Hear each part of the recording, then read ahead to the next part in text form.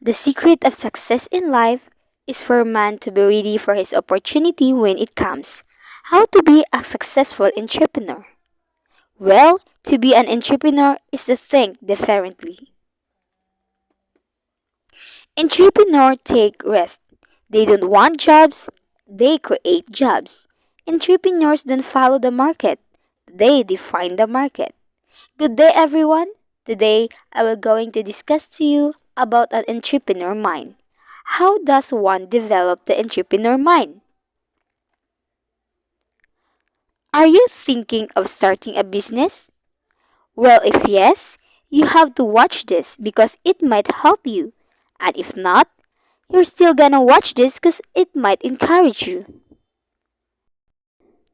Our first discussion is about strategy. By the way, what is strategy?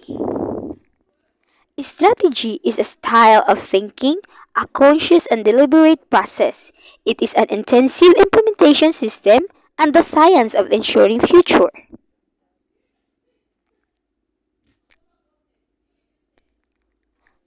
As an entrepreneur, you have to ask these questions to yourself. First, where are we now?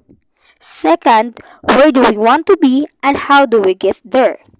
If you don't have the answers to these questions, you don't have the strategy for success.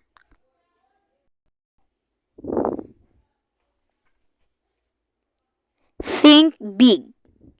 In business, thinking big simply means pursuing ideas that maximize the scope of your potential. Likewise, it can mean pursuing ideas that have maximum impact in the world.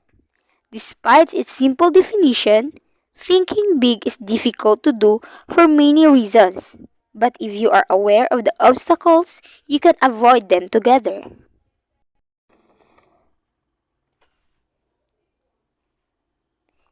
Create new markets. These are the two kinds of entrepreneur. First, create markets which is considered as revolutionary. Second, those who do not or considered as ordinary. The two kinds of entrepreneurs are those who create market and those who do not. On the other hand, the entrepreneur who creates market is considered as revolutionary. On the other hand, the entrepreneur who competes in well-established markets is considered as ordinary. You need to seek new markets rather than to get into well-established ones. To attain success, it is how you create new markets.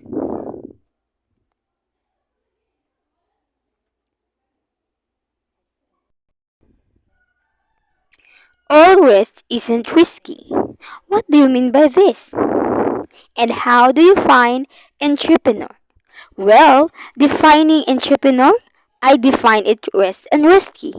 An entrepreneur is one who organizes, manages, and assumes the risk of a business or enterprise. An entrepreneur must bear in his or her mind that they should have the confidence to avoid and to overcome obstacles that could cause great loss.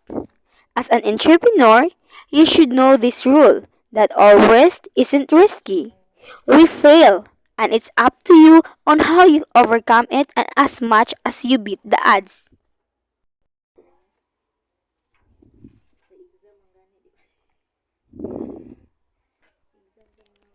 As an entrepreneur, we have to remember this. First, think big. Create new markets. Work on your business. All risk isn't risky. Don't waste time. Build company that is system dependent, not people dependent. Ask for help. Business comes first, family second. Do what must do what most important first. If you become an entrepreneur, your education is just a beginning. Well, today we're going to talk about education. Entrepreneurs educate themselves primarily through reading books, studying successful people, perusing industry magazines, attending conferences, and countless other ways. An entrepreneur who stops learning stops earning. School is not necessarily education. What does this mean? This means, however, everyone can agree that although you may not be in school, your education should never stop. Entrepreneurs who excel educate themselves constantly about new technology, business strategies, and so on. And you don't have necessarily to be in school to do that. It is important to learn what matters most when dealing with people so that you can surround yourself with the kind of people who move for your business forward. The average person is intimidated by smart people. Remember, spend the majority of your time with people smarter than you. Office space is not a priority, but a good team is. What you wear isn't what you're worth. As an entrepreneur, you don't always have to be the smartest one in the room. Talent trumps seniority. You are odd and that is okay. People don't only work for money. And last is you need to have a sidekick. Finance. Don't believe the hype about needing money to start a business. It's deceiving. And if you believe it, you could be ruining or delaying the success of your own endeavor. People who repeat such generalization are sometimes simply trying to sound wise and learned, or they are trying to justify why they are broke. Having no money doesn't mean you have no resources. You've got something to get started in your new business and without spending money if you can. Entrepreneurs, bear in their mind that you don't need money to make money. Thank you for listening.